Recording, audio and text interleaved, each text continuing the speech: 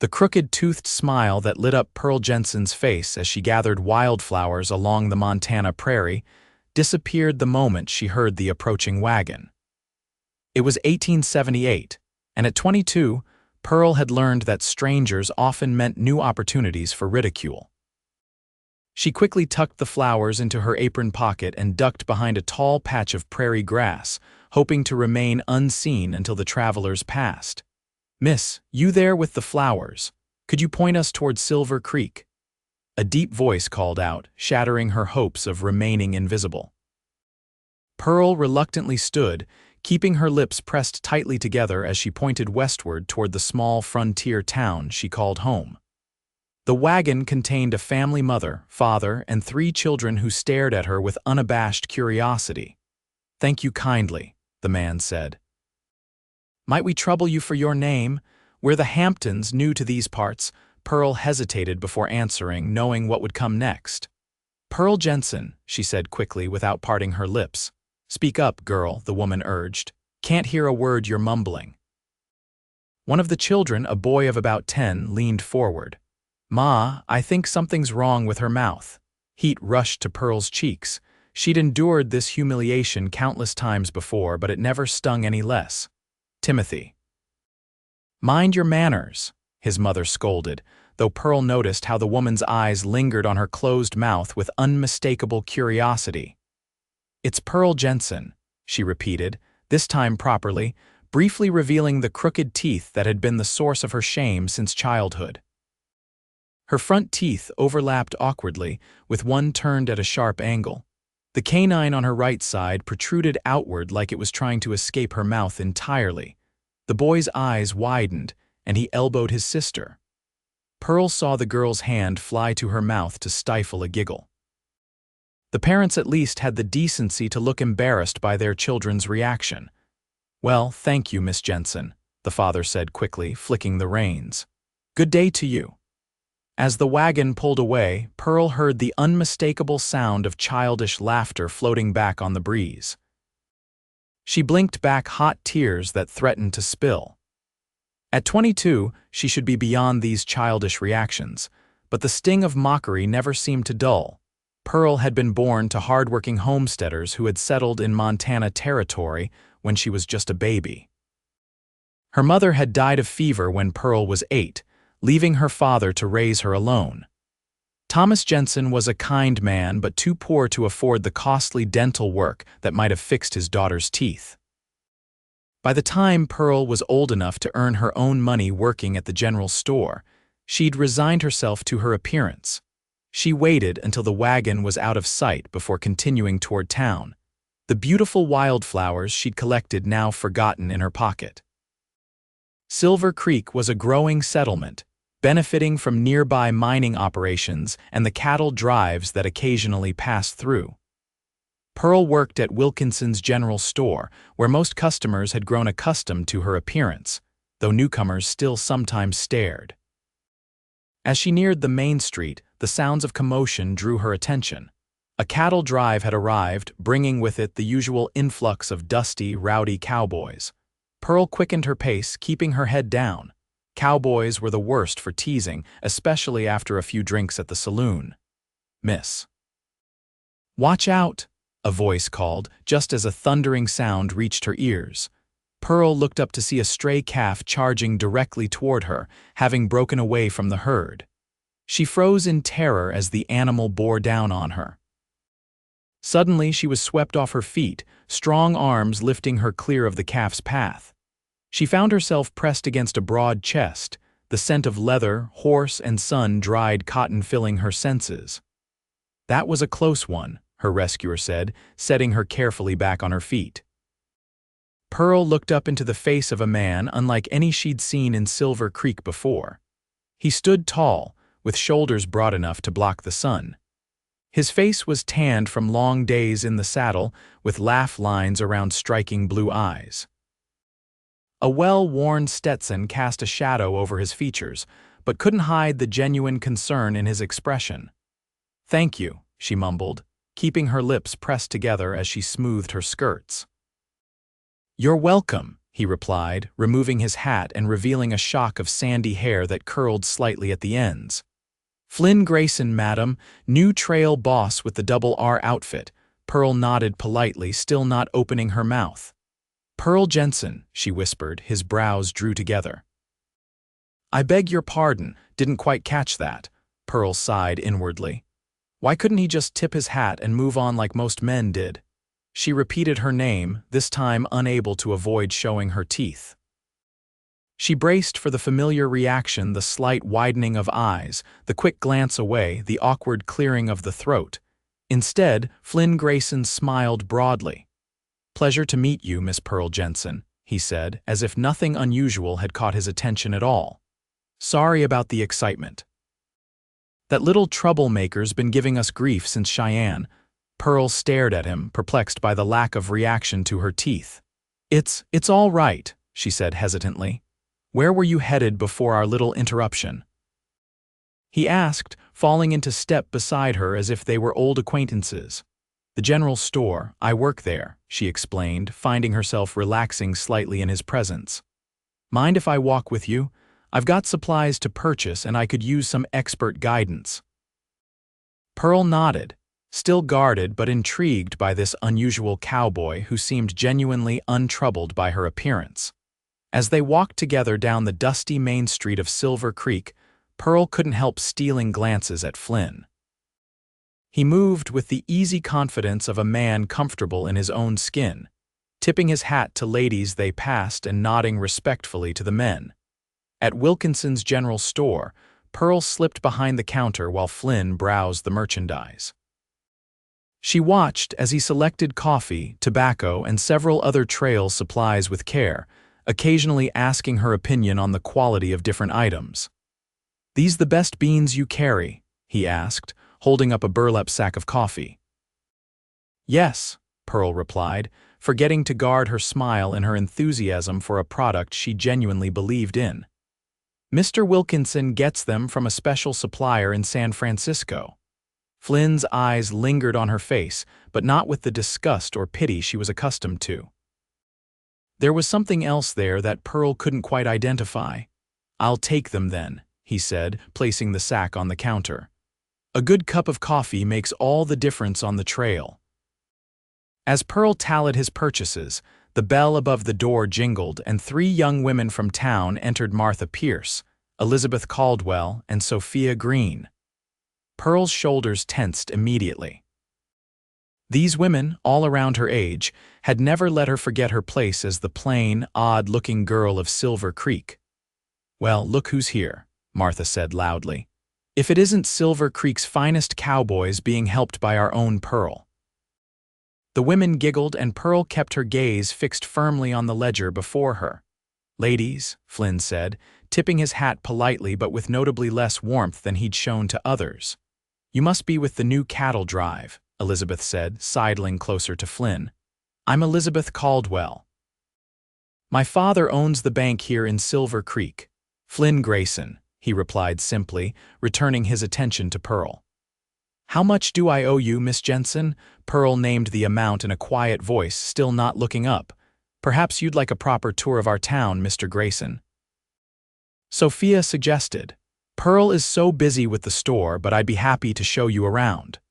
Flynn counted out the money and placed it in Pearl's hand, his fingers lingering for a moment longer than necessary. The touch sent an unexpected warmth through her. Thank you for your offer, miss, but I've got to get back to my men, he said. Then, to Pearl's astonishment, he added, besides, I was hoping Miss Jensen might consider having dinner with me this evening once she's finished her work day. A shocked silence fell over the store.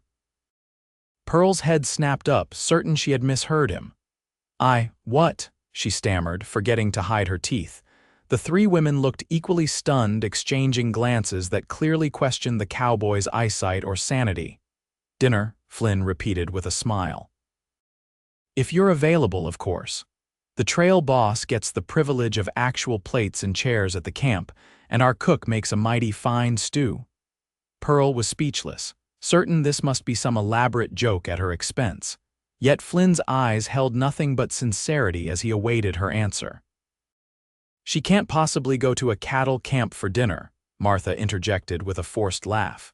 How improper. What would people say? Flynn's expression didn't change, but something hardened in his eyes as he continued to look only at Pearl.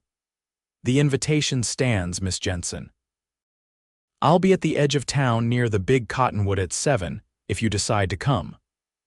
With that, he gathered his purchases, tipped his hat one last time and left the store, leaving Pearl and the three women in stunned silence. Well, Sophia finally said, I never thought I'd see the day when a handsome cowboy would take pity on poor Pearl. It must be a joke, Elizabeth added, or perhaps a dare from the other cowboys. Pearl's momentary hope crumbled as she considered the likelihood of their assessment. Of course it was a joke. What other explanation could there be? Will that be all, ladies? She asked quietly, returning to her professional demeanor. The women moved about the store, occasionally casting glances at Pearl and whispering among themselves. Their presence made the afternoon drag interminably, but finally, at 5 o'clock, Mr. Wilkinson appeared to relieve her. Heard you had quite an adventure today, the kindly older man said as Pearl untied her apron. Nearly trampled from what Mrs. Potter told me. News travels fast, Pearl murmured. It does indeed. As does word that the new trail boss has taken a shine to you. Pearl felt her cheeks heat up.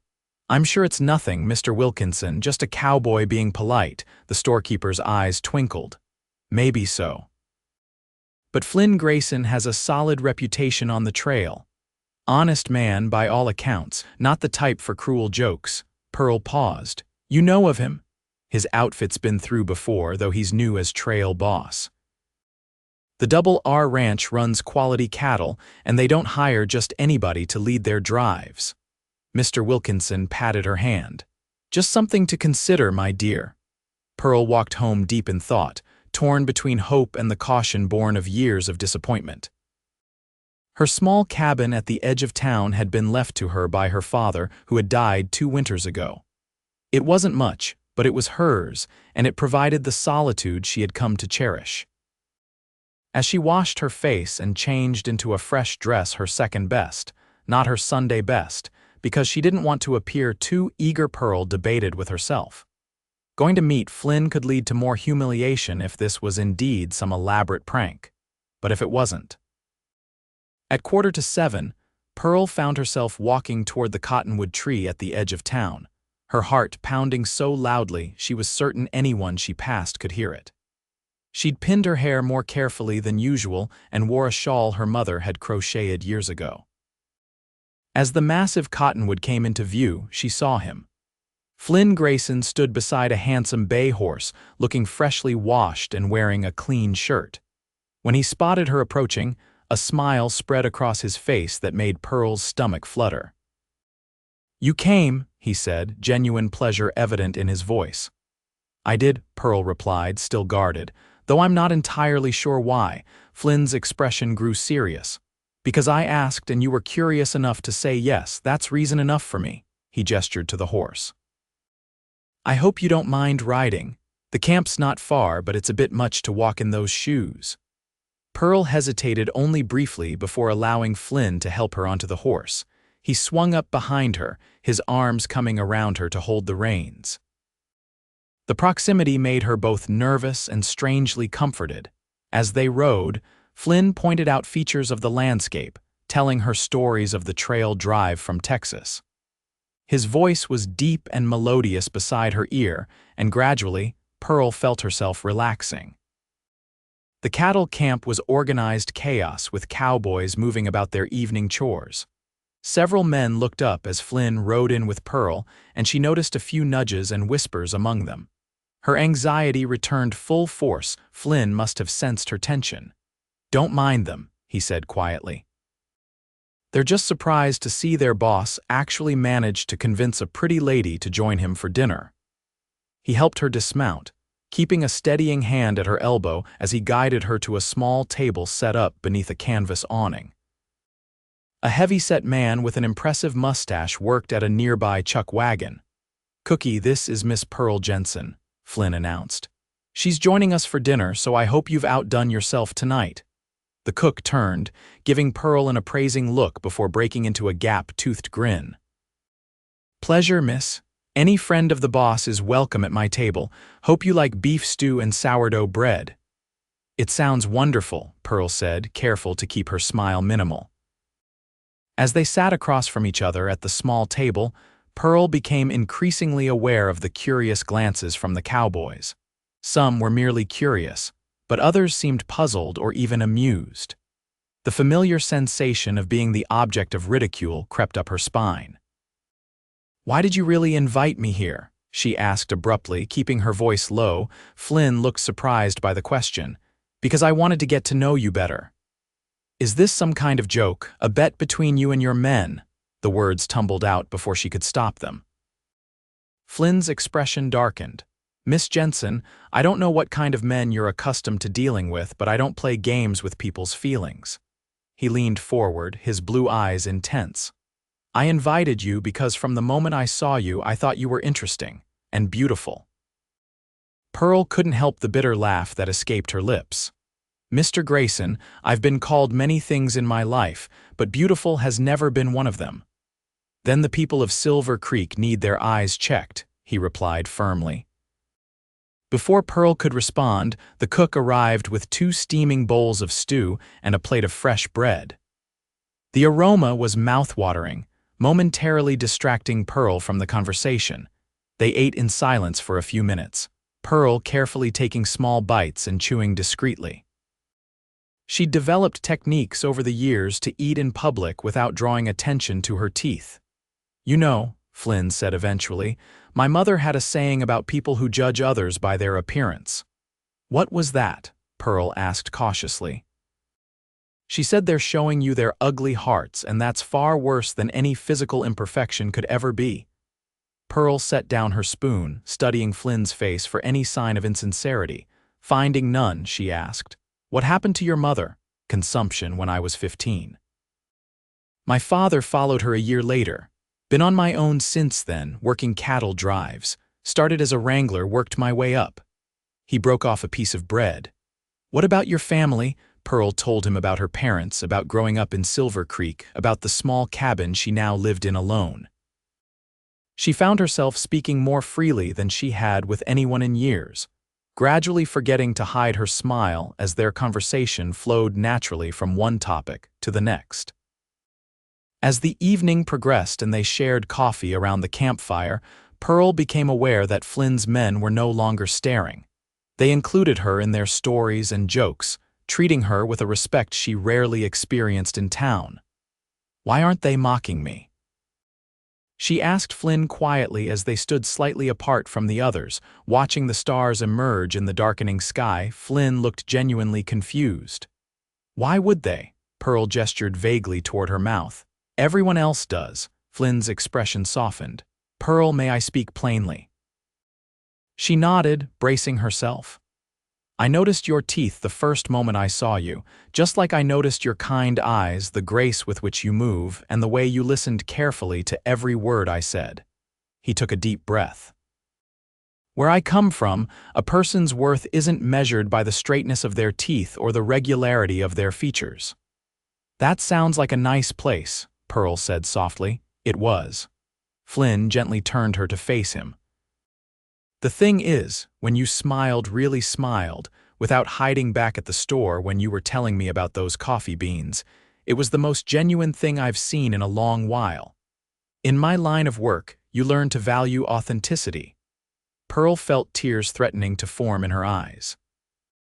No one had ever spoken to her this way before.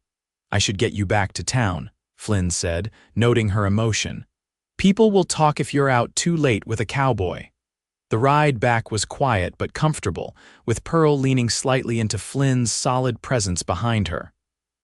When they reached her small cabin, Flynn helped her dismount, his hands lingering at her waist a moment longer than necessary. "The drive moves on day after tomorrow," he said, regret evident in his voice. Pearl's heart sank. Of course this couldn't last. He was a man passing through, and she was still the same Pearl Jensen who would remain in Silver Creek after he was gone. "I understand," she said, stepping away. Thank you for a lovely evening, Mr. Grayson. Flynn, he corrected.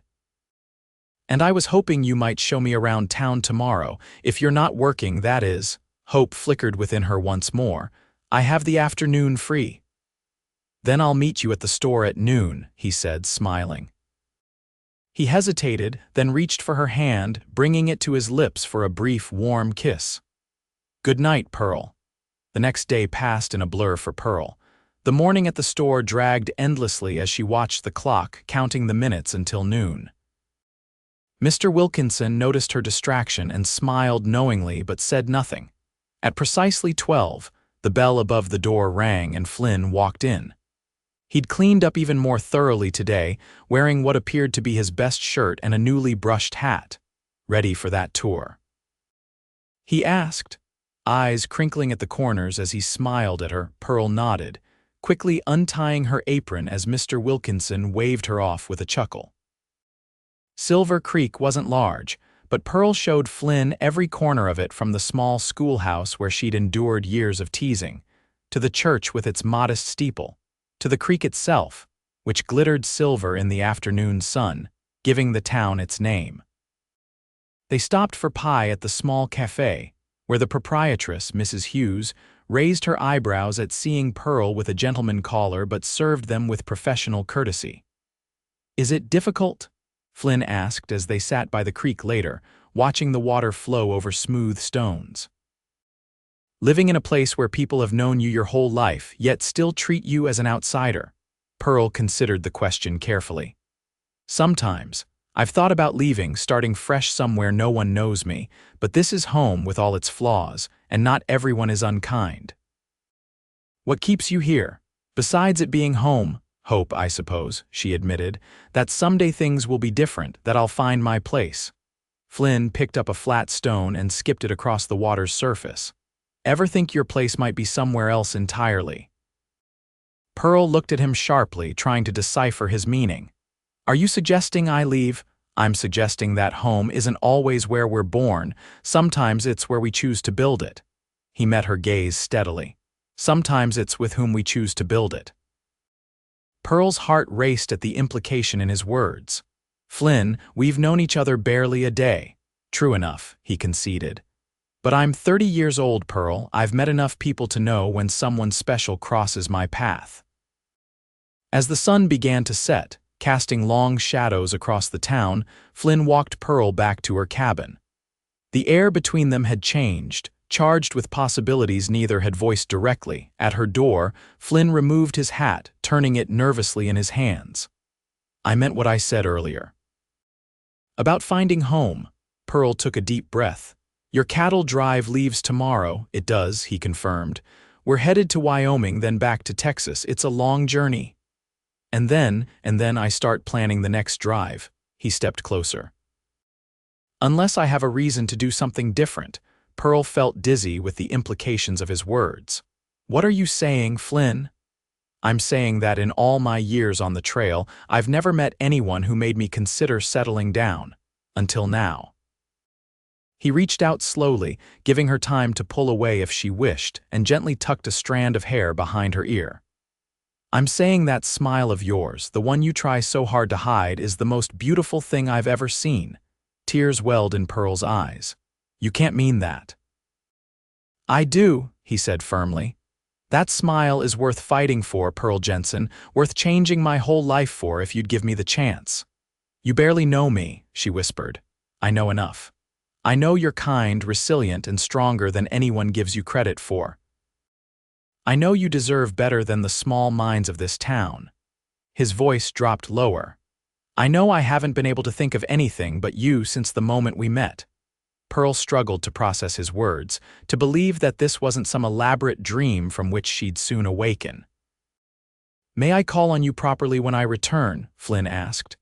After the drive, I mean, I could come back through Silver Creek in about 3 months. 3 months, Pearl repeated, the time stretching endlessly in her mind, unless. Flynn hesitated.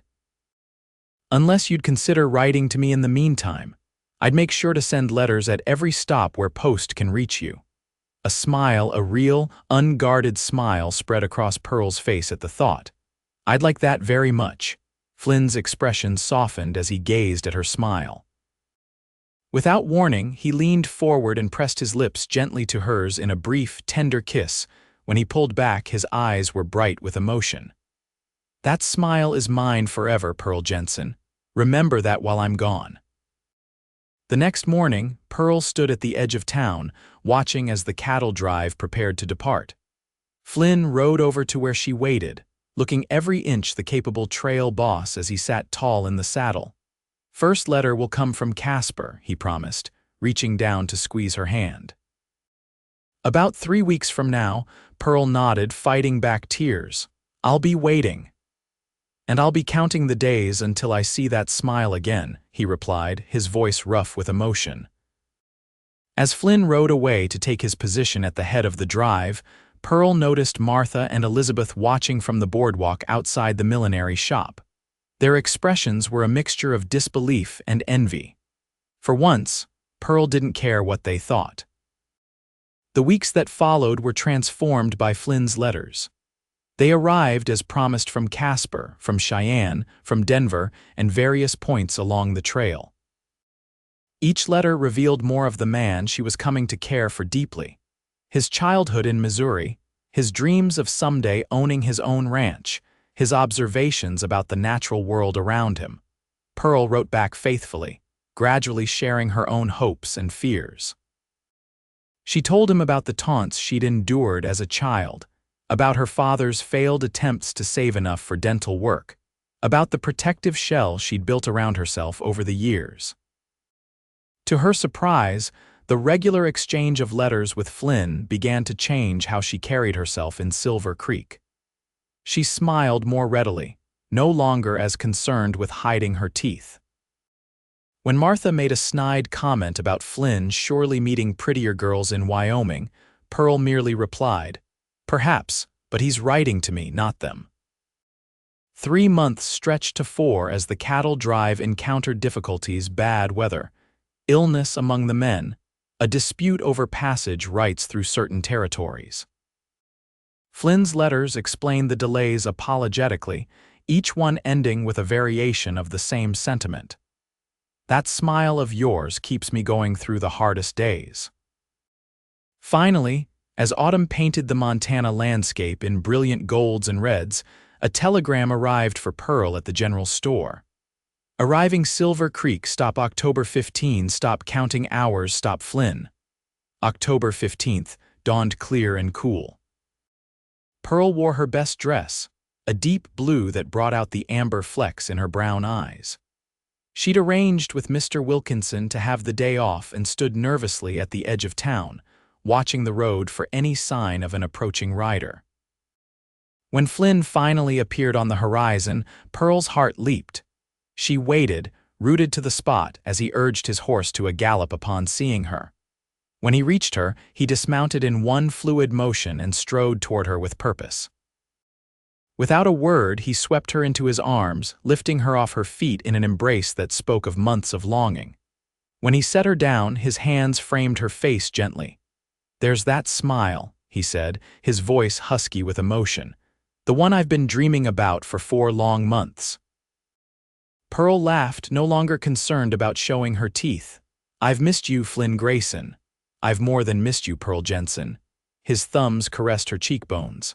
"I've come back with a purpose if you'll hear me out." Pearl nodded, her heart pounding. "I've saved every penny I've earned over the last decade," he said. "Enough to put a down payment on a small ranch just outside Billings. Good water, decent grazing land." He took a deep breath. "It could be a fine home with the right partner." Pearl's eyes widened as Flynn reached into his pocket and produced a small velvet box. "I know it's fast," he said, opening the box to reveal a modest diamond ring. "By most people's standards anyway, but when you know, you know." His blue eyes held her steadily. "And I know that I want to wake up to your smile every morning for the rest of my life." Tears spilled down Pearl's cheeks as Flynn dropped to one knee before her, there on the dusty road at the edge of Silver Creek. "Pearl Jensen, will you marry me? Will you build a home with me, a life with me?" Pearl was vaguely aware that a small crowd had gathered at a distance, watching the scene unfold. For once, she didn't mind being the center of attention. "Yes," she said, her smile wider than it had ever been. "Yes, Flynn Grayson, I will." As Flynn slipped the ring onto her finger and rose to seal their engagement with a kiss, Pearl heard murmurs from the onlookers. But for the first time in her life, she didn't hear mockery in those whispers, only wonder at how the odd girl with the crooked teeth had captured the heart of the handsome cowboy. They were married 2 weeks later in Silver Creek's small church. Pearl wore a cream-colored dress that Mrs. Wilkinson helped her make, and Flynn stood tall in a new suit purchased specifically for the occasion. As they exchanged vows, Pearl smiled freely, no longer hiding the feature that had once caused her such shame. At the modest reception in the town hall, Flynn pulled her into a dance, holding her close as they swayed to the music provided by local fiddle players. "Happy, Mrs. Grayson?" he asked, his lips close to her ear. "Happier than I ever thought possible," she replied truthfully. Flynn's gaze traveled to where Martha and her friends watched from across the room. "Your admirers are looking particularly sour today," Pearl chuckled. "They still can't quite believe it. Martha asked me yesterday if I'd put some kind of spell on you." "The only spell was your smile," Flynn said, his expression growing serious. "The one that showed me who you really are, brave, kind, and stronger than anyone I've ever known." As they prepared to leave for their new home near Billings the following day, Pearl took one last look at the town that had been both her haven and her prison for so long. "Having second thoughts?" Flynn asked, helping her into the wagon loaded with her few possessions. Pearl shook her head. "Just saying goodbye. This place shaped me for better or worse. Mostly for better, I'd say." Flynn settled beside her on the wagon seat. "Ready for our new beginning?" Pearl leaned against his solid shoulder. "With you, always." As the wagon pulled away from Silver Creek, Pearl thought about the long journey that had brought her to this moment, from a self-conscious girl hiding her smile to a woman embracing a future bright with promise. The road ahead might not always be smooth, but with Flynn beside her, she knew she could face whatever challenges awaited. "That smile is mine forever," Flynn had told her on that first night. And now, as they headed toward their new home and new life together, Pearl knew she would never hide it again.